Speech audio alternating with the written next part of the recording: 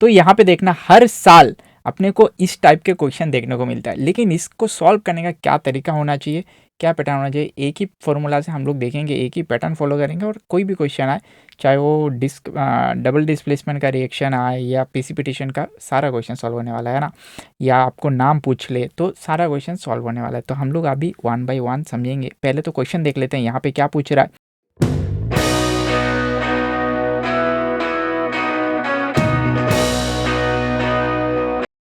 AgNO3 plus NaCl, इसके बाद क्या बोल रहा है NaNO3 प्लस AgCl, ये दो रिएक्शन दिया हुआ है। यहाँ पे आपको देखने को मिल रहा है K2SO4 BaCl2 BaSO4 2KCl, है ना। तो यहाँ पे ये दिया हुआ है और यहाँ पे आपने को क्या बोल रहा है कि पहले देख लो इजी टे डबल डिस्प्लेसमेंट नंबर 1 जो है ये एक डबल डिस्प्लेसमेंट रिएक्शन क्या, हाँ ये एक डबल डिस्प्लेसमेंट रिएक्शन तो दिख रहा है। तो इसके बाद ये डिस्प्लेसमेंट रिएक्शन है क्या, अच्छा भाई ये अगर डबल डिस्प्लेसमेंट है ये भी तो डबल डिस्प्लेसमेंट रिएक्शन है, तो पहला वाला ऑप्शन तो गलत है। पहले हम लोग आंसर देख लेंगे, इसके बाद समझेंगे, इन डेप्थ समझेंगे, उसको आप टेंशन मत लो, क्या डबल डिस्प्लेसमेंट का क्या मतलब वो सब समझेंगे, है ना। यहाँ पे both 1 and 2 are displacement reaction and precipitation, पहली बात तो ये डबल डिस्प्लेसमेंट रिएक्शन है, तो ये तो गलत हो गया, ये देख के तो समझ में आ रहा है। यहाँ पे क्या आ रहा है, both 1 and 2 double displacement reaction and precipitation reaction, या सी हमें करेक्ट दिख रहा है। डी क्या बोल रहा है, डिस्प्लेसमेंट, हाँ नहीं ये तो गलत है। तो आंसर तो ऑप्शन अपने को समझ में, देख के अपन को क्या टिक बनने के समझ में आ गया कि अच्छा ये डबल डिस्प्लेसमेंट रिएक्शन, लेकिन डबल डिस्प्लेसमेंट रिएक्शन है कैसे पता चल रहा है। तो इसको हम लोग समझने के लिए पहले अपने को समझना पड़ेगा एनायन और कैटायन का फंडा। जैसे कि यहाँ पे NaCl, मान लो NaNCl, तो Cl के ऊपर माइनस आता है, Na के ऊपर प्लस आता है, तो हमें ये चार्ज समझ में आना पड़ेगा, है ना। ये सारे चीज़ हमें समझ में आना पड़ेगा। समझ में आ रहा है मैं क्या बोल रहा हूँ। यहाँ पे आपको K2SO4, अगर K और SO4 को हम लोग तोड़ देते हैं, K और SO4 को हम लोग तोड़ देते हैं तो SO4 2 माइनस K प्लस, इसीलिए इस यहाँ पे कितना K चाहिए, 2K चाहिए, है ना। 2K होने से ये क्या होगा, ये बैलेंस होगा, मान लो ऐसे, ये एक इसका एक प्लस इसका एक प्लस, दोनों माइनस मिलके क्या करेगा, K2SO4, तब जाके ये ओवरऑल इसके ऊपर 0 आएगा। तो हमें ये समझना ज़रूरी है इसके ऊपर किसका चार्ज है।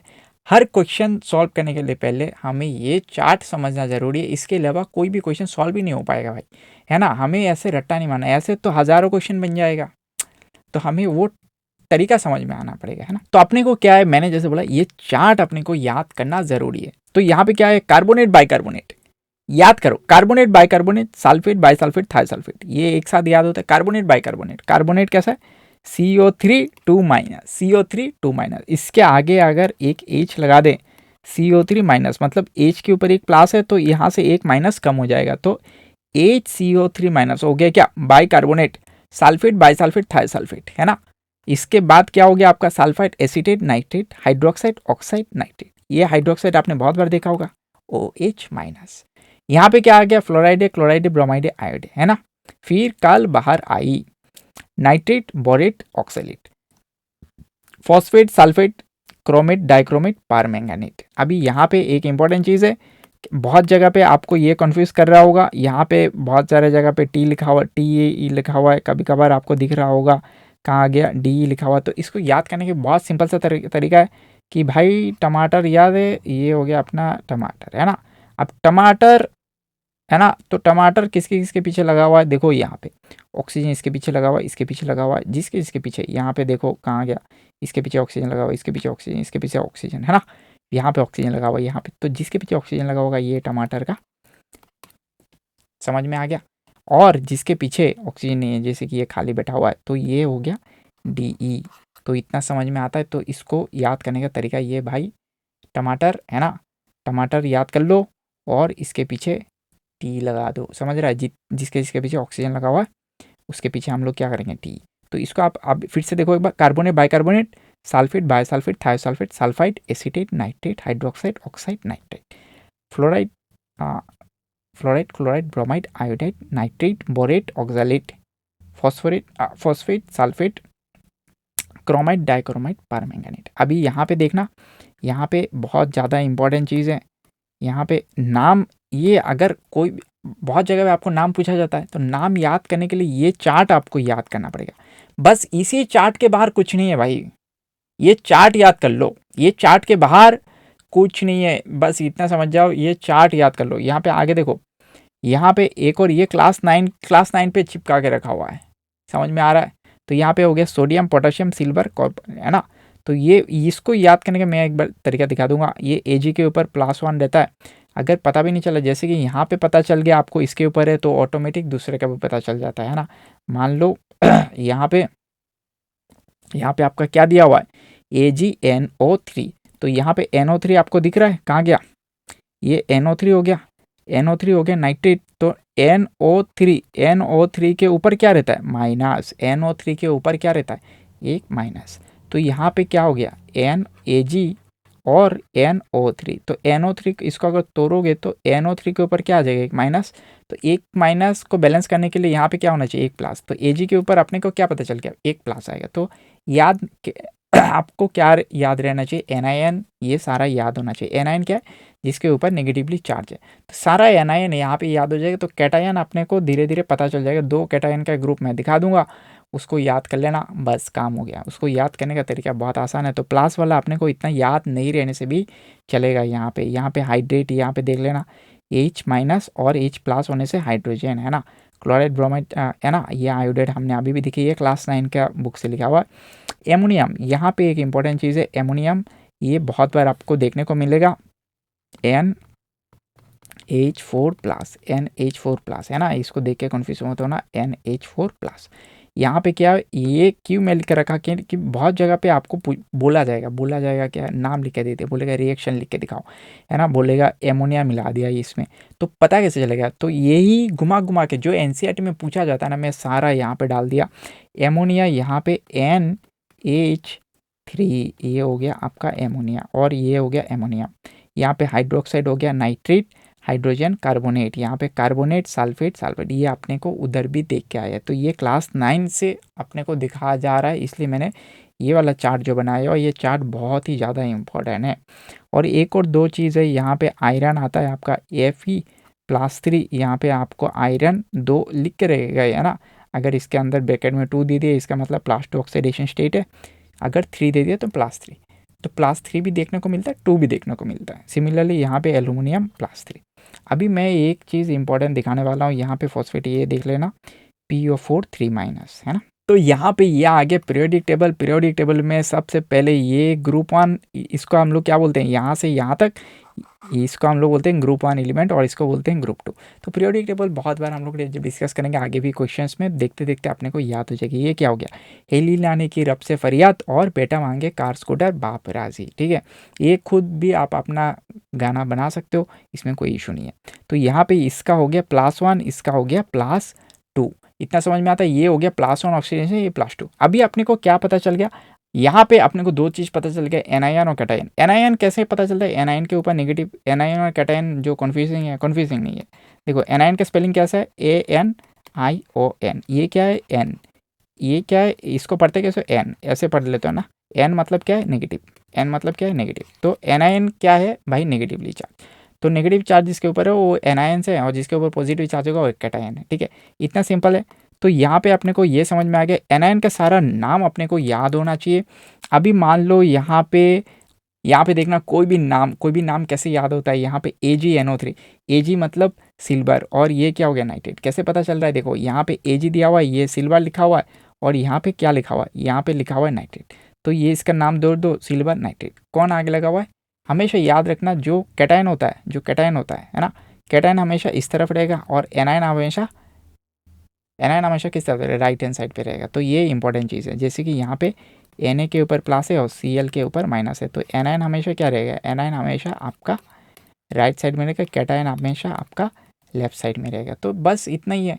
तो यहाँ पे नाम याद करना कोई इंपॉर्टेंट जो है, आपका नेमिंग आता है, वहाँ पे पूछ लेगा इसका रिएक्शन बताओ, इसका नाम लिखते जाओ, या फिर आपको ऐसा बोल देगा कि नाम लिख के दे देगा, बोलेगा ये जो नाम लिखा हुआ है इसमें पानी मिला दिया, इसके साथ ये मिला दिया, अभी इसको रिएक्शन पे लिख के दिखाओ। तो दोनों टाइप का क्वेश्चन आता है, तो ये इसलिए बहुत ही ज़्यादा इंपॉर्टेंट है।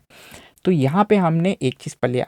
सेकेंडली हमें एक और चीज़ हमें पढ़ना ज़रूरी है, यहाँ पे ऑल है सॉल्युबल मतलब क्या है कि अगर इसको पानी में डाल दिया है ना, इसको अगर पानी में डाल मतलब एक्वास में, अगर इसको इसका कोई भी सॉल्ट होना चाहिए, इसका कोई भी सॉल्ट मतलब इसका कोई भी सॉल्ट, ये जो आपका एनायन है, इस एनायन का कोई भी सॉल्ट, इसके आगे कुछ भी लगाओ है ना, इसके आगे कोई भी कैटायन लगाओ, इसका कुछ भी सॉल्ट हो तो वो क्या होगा, सॉल्युबल होगा। पानी में मिला दोगे तो सॉल्युबल हो जाएगा। सिमिलरली इस कैटायन का कोई भी या इस कैटायन का कोई भी सॉल्ट होगा तो क्या होगा, ऑल एज सॉल्युबल। यहाँ पे सिमिलरली के का कोई भी कैटायन होगा तो ऑल एज सॉल्युबल। यहाँ पे NH4+, यहाँ पे ऑल एज सॉल्युबल। Cl- का क्या क्या हर कोई सॉल्युबल होगा एक्सेप्ट क्या, AgCl, एक्सेप्ट क्या, AgCl। और यही एक्सेप्शन हमेशा आता है, अभी अभी दिखाएंगे अपन। ये हो गया AgCl और PbCl2, इसको याद करना ज़रूरी है। PbCl2 और AgCl को छोड़ के Cl का जितनी भी Cl- का जितनी भी आपका देखने को मिलेगा, सॉल्ट देखने को मिलेगा। देखो सॉल्ट किसको बोलते हैं, ये सारे हो गए सॉल्ट, ये सारे हो गए सॉल्ट। कैसे, दो कैटायन और एनायन मिला के हम लोग सॉल्ट बनाते हैं, समझ में आया। तो यहाँ पे SO4 2- सारे के सारे सॉल्युबल है एक्सेप्ट किसको, BaSO4 PbSO4। यहाँ पे CO3 2- ये हो गया आपका कार्बोनेट, मोस्टली इंसॉल्युबल है, ये इंसॉल्युबल है। OH- मोस्टली इंसॉल्युबल है। तो ये सारे तो आपको इंसॉल्युबल दिख गया, यहाँ पे सारे सॉल्युबल पता चल गया। यहाँ पे ये क्या है, एक्सेप्ट मतलब ये क्या है, सॉल्युबल नहीं है, ये सॉल्युबल नहीं है मतलब PPT दे रहा है। सॉल्युबल नहीं है तो क्या मतलब, PPT हो गया। तो यहाँ पे आप देखो, तो ये क्वेश्चन अभी हम लोग जो देखेंगे, ये क्वेश्चन बहुत ही ज़्यादा इंपॉर्टेंट होने वाला है। यहाँ पे आप देखो अभी AgNO3 और NaCl, तो इसको हम लोग पहले तो तोड़ो, Ag+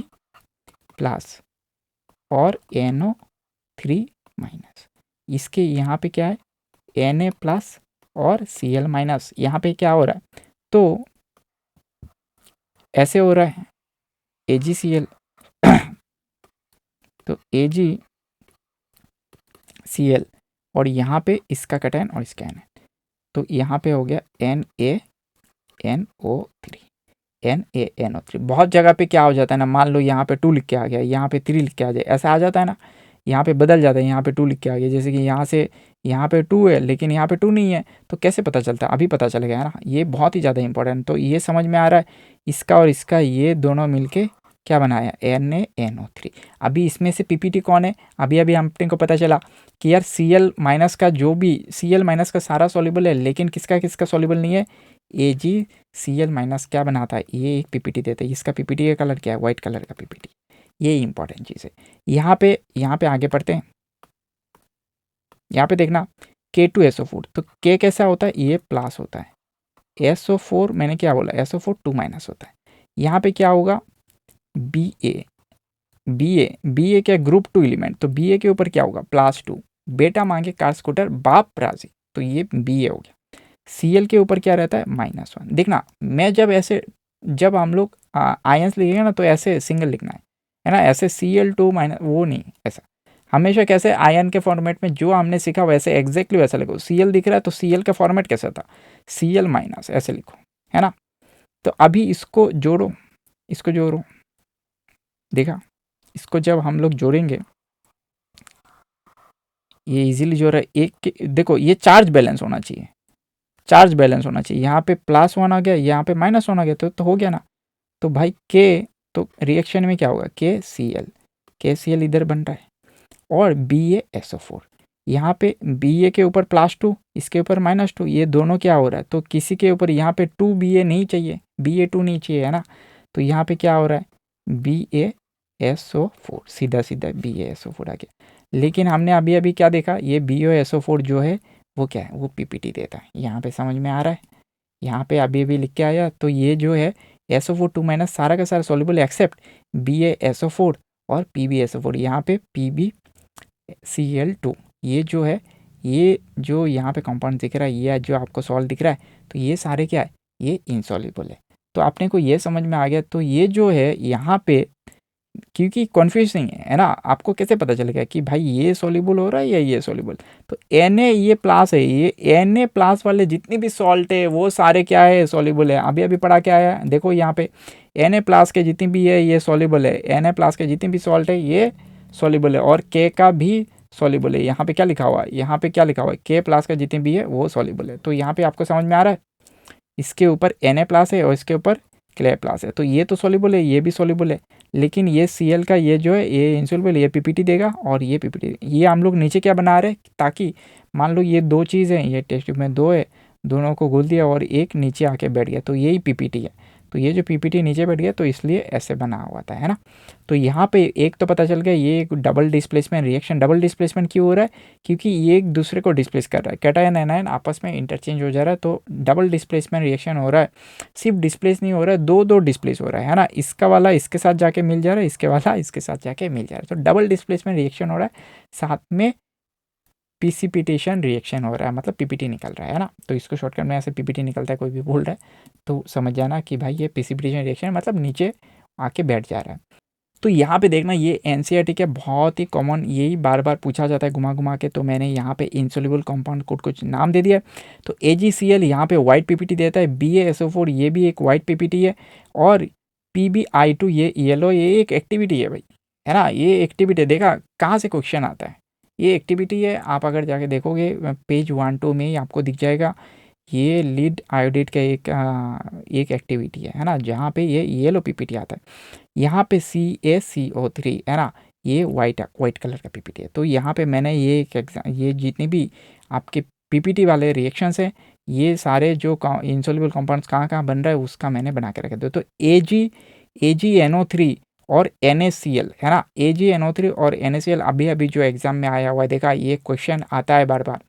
तो यहाँ पे आप सोच रहे हो ये तो एनसीईआरटी में दिख रही है, एनसीईआरटी का आप अगर उसका एक्सरसाइज में जाओगे जो ओल्ड एनसीईआरटी है उसके यहाँ पे आपको दिख जाएगा, यहाँ पे ये वाला एग्जाम्पल आपको दिख जाएगा। लेकिन ये वाला आपको एनसीईआरटी के अंदर भी एग्जाम्पल है, एनसीईआरटी के अंदर में आपको एक एग्जाम्पल आपको अगर याद है, जहाँ पे आपने AgCl आपने लिया हुआ है सॉलिड में और इसको आपने कन्वर्ट कर दिया Ag+ डिकम्पोजिशन रिएक्शन करवा दिया सनलाइट के अंदर में, तो ये वाइट कलर से ग्रे कलर में कन्वर्ट हो गया था, याद है आपको। तो ये एक इंपॉर्टेंट चीज़ है। तो ये वाला रिएक्शन तो अपने को पढ़ाया जाता है, लेकिन ये AgCl कहाँ से आया, ये यहाँ से आया, तो ये एक इंपॉर्टेंट रिएक्शन है एनसीईआरटी का। Na2SO4 ये वाला एनसीईआरटी में है, तो Na2 के जगह पे क्या लगा दिया, अभी जो एग्जाम में आया वो K लगा दो, इसलिए मैंने बोला नाम अपने को याद होना चाहिए। यहाँ पे के जगह में कभी पोटाशियम लगा देता है, कभी सोडियम लगा देता है, तो आपको समझ में आना चाहिए। तो BaCl2 यहाँ पे BaSO4, तो आपका जो पीपीटी वाला घुमा फिरा के चाहे K लगाए या N लगाए, आपका तो कंपाउंड तो यही बनेगा। तो BaSO4 और यहाँ पे AgCl वाला आ गया। इसके बाद ये मैंने जो बोला ये एक आपका एक्टिविटी का रिएक्शन है। तो यहाँ पे लीड नाइट्रेट अगर देखोगे तो यहाँ पे Ki पोटाशियम आयोडाइड यहाँ पे लिया हुआ है, तो इसमें थोड़ा सा पोटाशियम लीड नाइट्रेट का सॉल्यूशन अगर लोगे एक सॉल्यूशन, उसमें थोड़ा सा पोटाशियम आयोडाइड मिला दोगे तो PbI2 का एक सॉलिड इसमें क्या बनेगा, एक सॉलिड पीपीटी बन जाएगा। तो PbI2 यहाँ पे बन रहा है और यहाँ पे इसको अगर आप डिस्प्लेस करोगे तो यहाँ पे KNO3। सिमिलरली यहाँ पे CaOH2, यहाँ पे CO2 का गैस बनता है, और ये जो है ये भी एनसीईआरटी में आपको दिख जाएगा, CaCO3 यहाँ पे क्या बन रहा है, CaCO3 का आपका पीपीटी बन रहा है। तो ये एक इंपॉर्टेंट चीज़ है जो अपने को आज पता चला। तो आज अपने को क्या पता चलेगा, डबल डिस्प्लेसमेंट रिएक्शन का चाहे कोई भी क्वेश्चन आ जाए अपने को सॉल्व करना आना चाहिए। इसके लिए हमें कैटायन और एनायन पहचान में आना चाहिए, यहाँ पे दो का एक्सचेंज होना चाहिए। इसके बाद पीपीटी बन रहा है, किसका पीपीटी बन रहा है वो हमें समझ में आना चाहिए। यहाँ पे AgCl का पीपीटी बन रहा है और यहाँ पे BaSO4 का पीपीटी बन रहा है। पीपीटी बनने के लिए अपने को समझ में आ जाए भाई जो सॉल्युबल है उसको फिगर आउट कर लो, जो सॉल्युबल नहीं है वो इनसॉल्युबल वाला जो क्या बनाएगा, पीपीटी बनाएगा। तो ये इसका आंसर क्या हो गया, इसका आंसर हो गया C। अभी अगला क्वेश्चन पे अपन मिलते हैं।